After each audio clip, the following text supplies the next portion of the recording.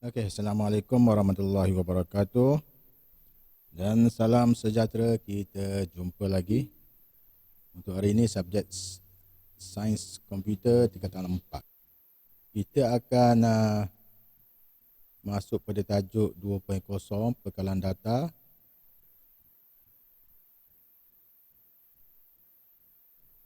Iaitu 2.4 pembangunan sistem pekalan data. Jadi hari ini kita akan tengok 2.41 menghasilkan sebuah pekalan data yang ternormal. Jadi ada berapa fasa untuk pembangunan pekalan data? Siapa boleh bagi tahu? Fasa-fasa pembangunan pekalan data. Ada berapa? Ada 4 juga. Ada 4. Apa dia, Umi? Merancang dan menganalisis. Yang Ya. kedua, mereka bentuk. Yang ketiga, membina. Yang keempat, menyelenggara. Okey, yang keempat menyelenggara. Jadi ada 4 fasa-fasa pembangunan pekalan data. Jadi tolong ingatlah. Yang pertama merancang dan menganalisis. Yang kedua mereka bentuk. Yang ketiga membina. Dan yang keempat menyelenggara. Jadi dalam tajuk ni 2.41 ni kita akan membincangkan keempat fasa tersebut.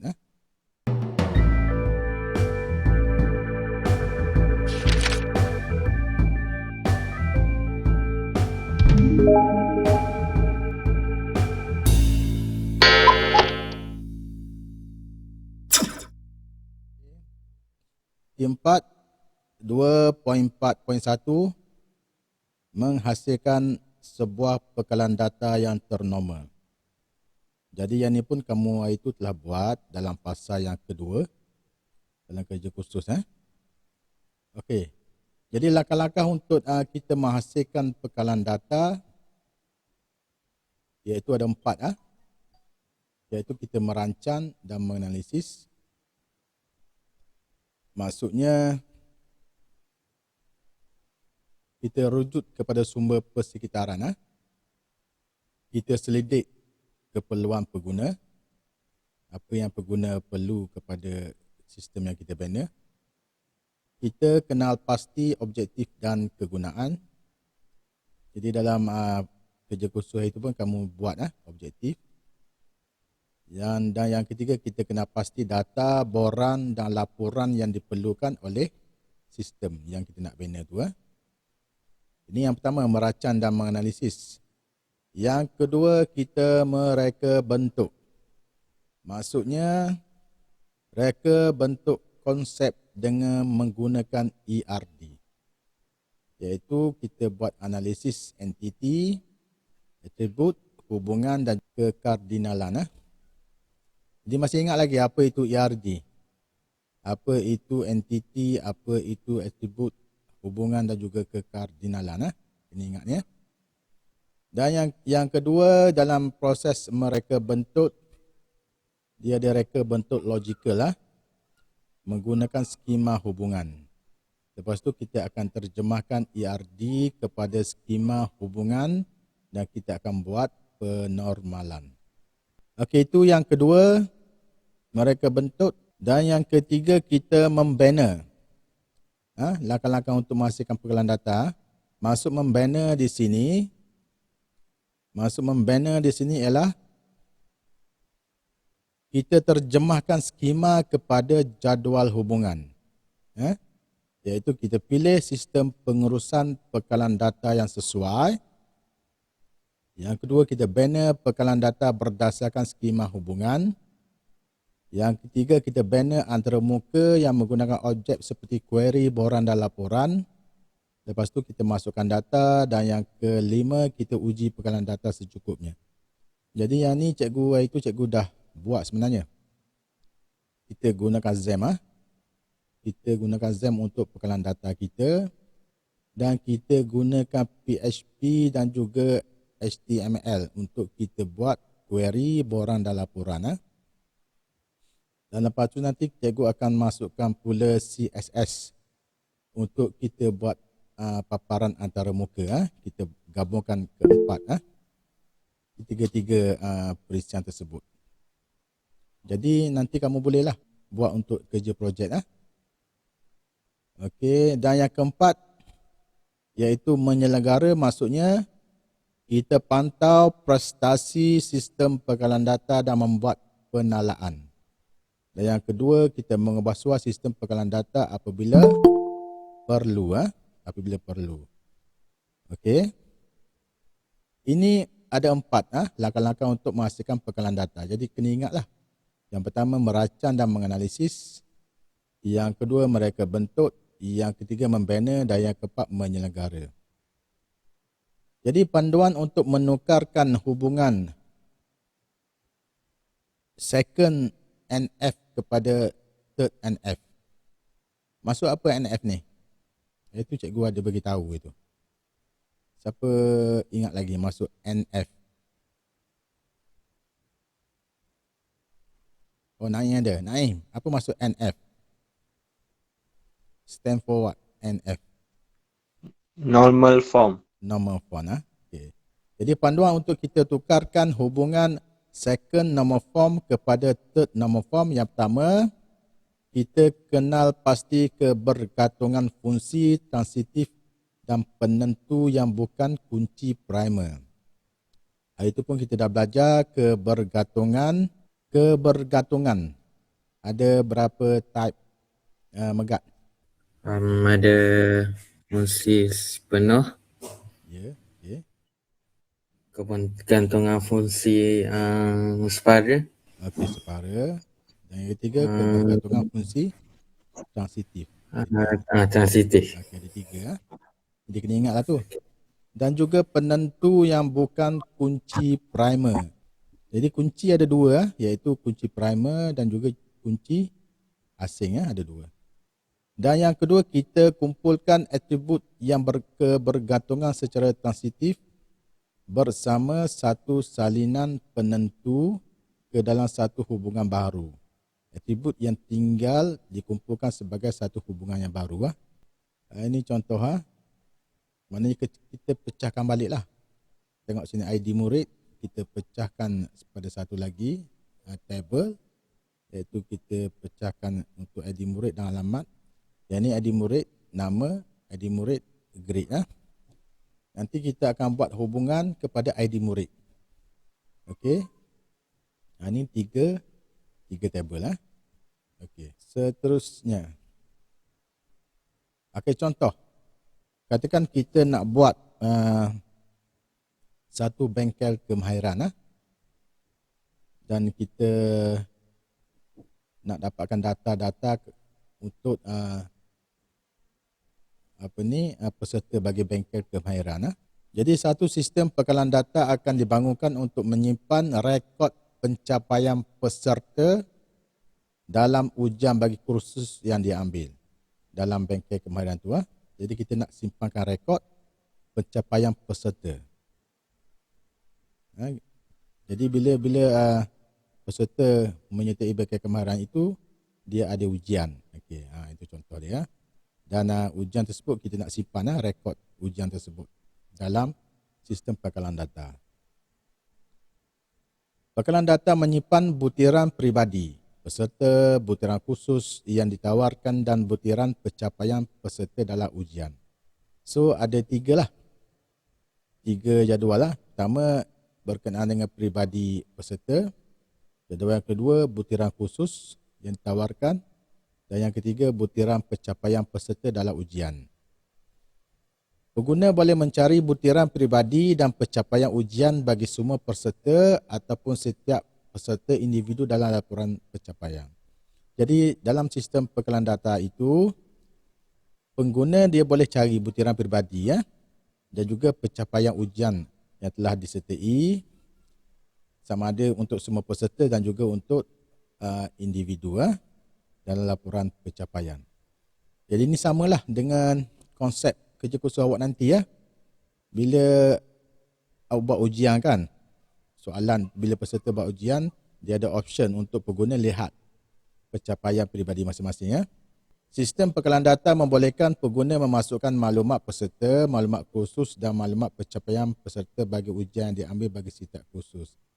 Dan juga dalam sistem itu, pengguna dia boleh masuk sendiri, ya. Boleh insert sendiri, masuk sendiri data peserta, maklumat kursus dan juga pencapaian bagi ujian yang telah diambil. Okey, ini contoh satu bengkel kemahiran. Jadi kita nak buat kepada third normal form. Okey, yang pertama, ini langkah-langkah untuk kita membina pengalaman data. Yang pertama, kita merancang dan menganalisis. Okey, yang pertama kita soal selidik pengguna. Kita lihat apa objektif dia, kegunaan dan sumber data untuk pengalaman data yang akan dibina. Iaitu nama sistem yang kita akan buat tu. Ini contohlah. Sistem pengurusan peserta kursus kemahiran. Okey. Objektif untuk merekod semua peserta program kursus yang diambil dan pencapaian. Kegunaan memasukkan maklumat kursus, daftar peserta, masukkan keputusan ujian, mencari rekod pencapaian peserta dan sumber data. Bagi pendaftaran peserta, senarai maklumat pengajar, senarai penyertaan bengkel dan senarai keputusan ujian. Sebab tu dalam kerja kursus kamu hari tu, kamu kena namakan sistem. Ada markah di situ. Silap cikgu ada satu markah. Namakan sistem yang kita nak bina. Ini soal selidik pengguna. Yang kedua, kita selidik penggunaan dan data-data yang diperlukan. Selidik bagaimana data dihasilkan dan digunakan oleh sistem dan entiti yang berkaitan. So, kita kena bina entiti lah. Jadi, entiti ini maksudnya jadual. Jadual, kita kena bina jadual dalam pekalan data. Selidik bauran data dan sampel laporan manual. Kita selidik bauran data dan sampel laporan manual. Hasilkan carta pengaliran data. Okey, ini dia. Rajah alir bagi sistem pengurusan kursus kemahiran. Kita tengok tu yang atas, peserta. Dia putaran kursus, memasukkan maklumat kursus, putaran kursus di kursus. Yang kedua, peserta lagi, ni hubungan. Putaran peserta, kod kursus pilihan mendaftar peserta. Okey, kursus peserta, dia boleh pergi mari tu. Putaran kursus dan juga putaran peserta. Peserta lagi, dia ada nombor kod pengenalan, kod kursus keputusan. Memasukkan maklumat pencapaian ujian. Jadi kursus peserta ujian. Dan yang keempat itu kod kursus. Kod kursus menghasilkan laporan keputusan putaran ujian. Jadi ini contohlah rajah alir data untuk sistem pengurusan kursus kemahiran. Jadi nanti untuk tajuk selepas ni kamu kena buat sistem lah dalam exam nanti ya. Yang kedua, mereka bentuk. Apa yang dimasukkan dengan mereka bentuk? Mereka bentuk konsep. Yang pertama, kita kena pasti senarai entiti, iaitu kita ada 3. Ini jadual. Dalam jadual tu kita ada 3, peserta, kursus dan ujian. So kita ada 3 table, 3 jadual lah. Lepas tu kita kena pasti pula atribut bagi setiap entiti. Contohnya entiti peserta. Dia mempunyai nombor kad pengenalan, nombor telefon, jantina dan alamat. Ini untuk peserta. Lepas tu kita kena pasti atribut yang unik untuk kita jadikan sebagai kunci ya. Contohnya kita jadikan nombor kad pengenalan sebagai identiti unik ya. Maksudnya kita jadikan sebagai kunci ya, kunci primer kepada entiti peserta. Kod sebagai identiti unik kepada entiti kursus. Dan kedua-dua nombor KP dan kod sebagai entiti unik kepada entiti ujian. Ini perhubungan nanti kita buat yang ni nanti. Okey, ini reka bentuk konsep. Okey, yang ketiga. Ini contoh bagaimana reka bentuk konsep. Ini perhubungan entiti ya. Cuba tengok peserta boleh mengambil kursus lebih daripada satu kursus. Peserta boleh mengambil lebih daripada satu kursus. So dia hubungan dia one to many ya, peserta. Dia daftar ujian, peserta ambil kursus. Maksudnya peserta boleh ambil banyak kursus, maksudnya satu to M satu one to many. Setiap kursus mempunyai lebih daripada satu peserta. Kekardinalannya many to many. Yang ni ya, kursus mempunyai lebih daripada satu peserta. Okey, setiap peserta boleh mengambil satu atau lebih ujian. Setiap ujian boleh diambil oleh satu atau lebih peserta. Kekardinalan many to many. Setiap kursus mempunyai satu ujian sahaja. Kekardinalan one to one. Ini contoh ERD. Ini masuk ERD ya. Kita buat menggunakan simbol-simbol lah. Okey. Ini nanti kita buat nanti ya untuk tajuk 2.42. Ini reka bentuk konsep Lepas tu okey. Lepas tu kita kena lakarkan sebuah jadual yang boleh digunakan dalam menyimpan data-data dalam ERD ya. Yang ni pun hari tu kita dah buat dalam kerja kursus awak itu. Nama, nombor kenalan, nombor telefon, jatina, alamat, kod kursus. Ini baru zero nombor form. Sebab tidak ada lagi kunci ya. First nombor form kita akan buat kunci nanti ya. Lepas tu uji jadual dengan mengutip data, contoh dan tampilkan data-data terkumpul dalam jadual tersebut. Berikan nama jadual sebagai ujian. Ini untuk ujian. Jadual tersebut ialah jadual yang tidak ternormal ataupun dalam bentuk zero number form. Yang ini zero number form. Nanti kita nak tukarkan kepada first number form. Okey, ini nak tukarkan zero number form kepada struktur first number form. Jadi dalam ciri-ciri struktur first number form, setiap baris mengandungi data atomik. Dalam satu baris tidak dibenarkan satu atribut mengandungi lebih daripada satu data. Tidak boleh berulang. Dua-dua mesti sekurang-kurangnya mempunyai satu atribut kunci. So yang ni kita kena jadikan nombor kad penalam sebagai kunci lah. Primer key untuk jadikan dia sebagai first normal form. Jadi ini reka bentuk logical first normal form. Iaitu kita kena pasti atribut untuk setiap laju data. Kita buat macam ni lah. Reka bentuk logikal lah. Kena pasti atribut yang unik dalam setiap kod baris.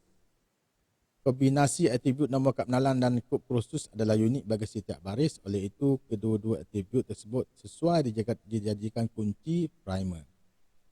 Jadi ada dua kunci Dua kunci yang telah kita jumpa untuk kita reka bentuk first number form iaitu nombor kad penalan tulis KP KP ni maksudnya kunci primer dan satu lagi kod kursus KP. Kita dah jumpa dalam zero number form kita boleh jadikan dua kunci kunci primer. Okey. Dan seterusnya kita boleh pecah lah. Yang ni reka bentuk logical second number form. Semak sama ada atribut yang tidak tergantung kepada kedua-dua atribut nombor kad penalan dan kod khusus. Kita tengok yang mana data yang mana tidak bergantung kepada kekunci itu, nombor kad penalan dan juga kod khusus. Jadi ini yang dimasukkan dengan kebergantungan fungsi separa. Adalah petunjuk kepada pemisahan. Sekarang nak pisah. Jadi untuk reka bentuk second number form, kita kena tengok kebergantungan fungsi separa. Tujuannya ialah untuk kita memisahkan atribut-atribut yang terlibat untuk membentuk jadual yang baru. So nak pecahkan kepada dua jadual. Okey, kita keluarkan kumpulan atribut yang bergantung kepada atribut nombor KP sahaja. Yang mana KP? KP saja. Jadi kita asingkanlah. Nombor KP iaitu telefon, jatina, alamat. Yang ini kod khusus pengajar. Ini kod khusus alamat pengajar. Okey, jadi kita boleh pecahkan kepada dua. Okey, lihat atribut-atribut yang berulang bagi nama peserta Abdul Salam dan Brian NG dalam jadual yang berikut. Jadi kita tengok sini ada jadual yang berulang. Jadi bila adanya yang berulang, nanti kita nak pisahkan. Jadi nama, nombor kad pengenalan, jantina dan alamat satu entiti. Jadi atribut-atribut ini bergantung kepada nombor kad pengenalan saja. Jadi yang ni kita boleh pisahkan. Nama, nombor kad pengenalan, jantina dan alamat. Kita boleh pisahkan, jadikan dia sebagai satu jadual. Okey, ini dia punya reka bentuk logikal second normal form. Iaitu kita telah pisahkan kepada dua. Yang ni, yang atas ni masih lagi dalam satu first normal form. Okey. Yang bawah ni kita telah pisahkan, kita jadikan dia sebagai second normal form. Kita dah pecahkan dua. Okey, dua jadual. Ni kita dah pecahkan dua jadual. Yang atas ni ujian satu dan juga peserta. Satu lagi untuk second normal form. Kumpulan lama ujian yang telah dinormalkan dan kumpulan baru yang diberikan nama entiti peserta. Jadi kita beri nama yang baru iaitu entiti peserta. Kena pasti atribut kunci dalam kumpulan peserta. Jadi untuk entiti peserta kita kena bagi satu kunci lah. Jadi sini kuncinya ialah nombor kad pengenalan.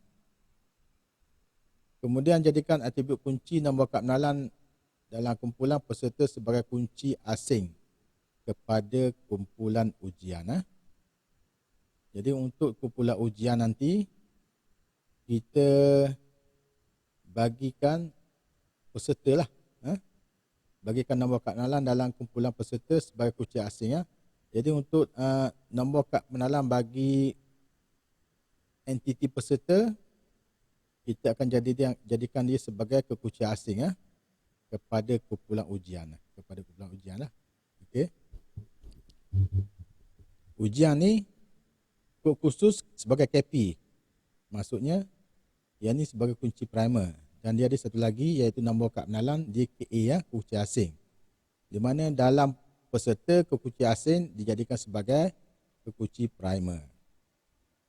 Okey. Ini second normal form.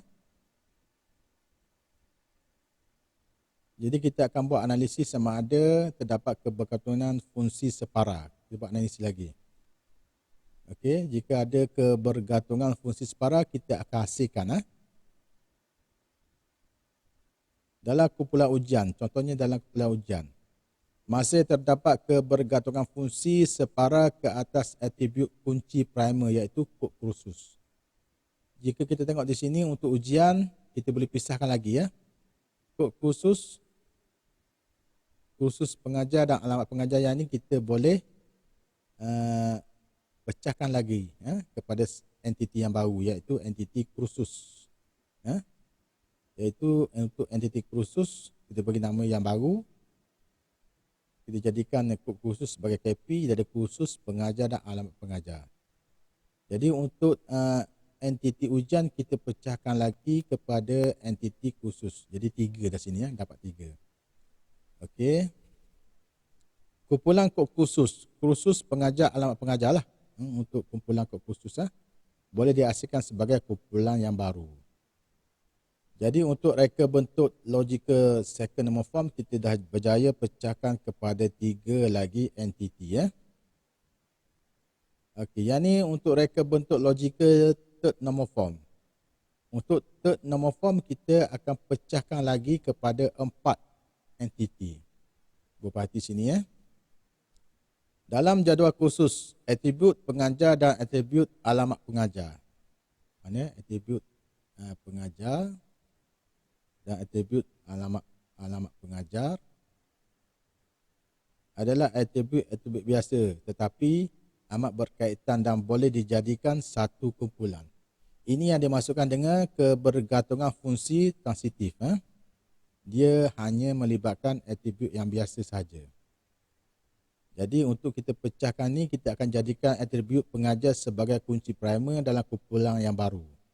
Kita pecahkan lagi. Ujian kod kursus peserta yang ni second normal form.